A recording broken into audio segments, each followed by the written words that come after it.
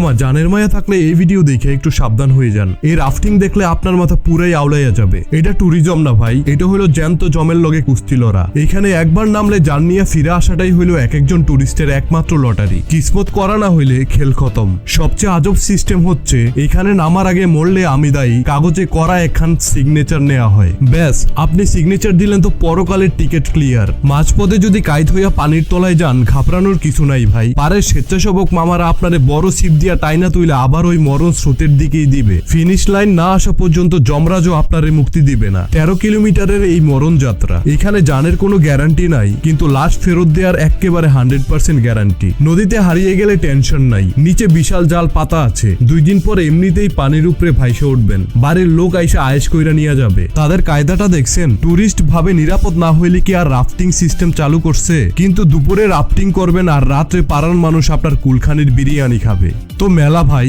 আজ এই পর্যন্তই। চিল করেন আর যান বাঁচাইয়া চলেন। কেল্লা ফতে।